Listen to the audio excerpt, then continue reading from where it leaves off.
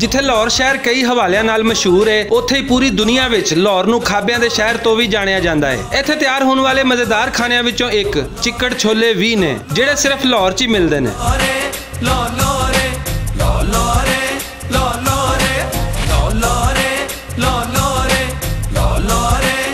चिक्कड़ छोले ज़ायके विच इन्ने मजेदार ने कि जेड़ा एक बारी खांदा है वो इन्हां दा ज़ायका सारी हयाती भुल नहीं सकदा। चने में इत्थे खान आंदा जी, अमूमन रूटीन है कि इत्थे मैं ऑफिस आना हो ना तो इन्हां दे चने खादे।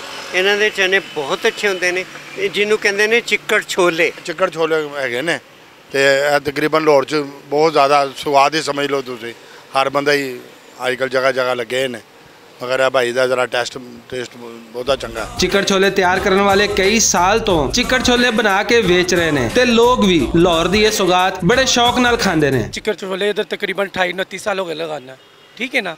लोग बड़े पसंद करते हैं, रक्शे वाले, साइकिल वाले, मोटरसाइकिल वाले, जिन्हें भी दफ्तर एरिया सारे को बहुत खा के जाते हैं। यह लाहौर की मशहूर चीज़ है और इनू हर कोई नहीं बना सकता। लैदा मतलब मुख्तलिफ ज़ायके ने।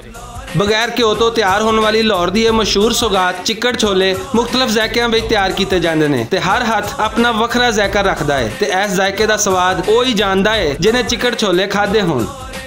कैमरामैन ज़िशान भट्ट दे नाल असगर अली, भुलेखा टीवी, लाहौर।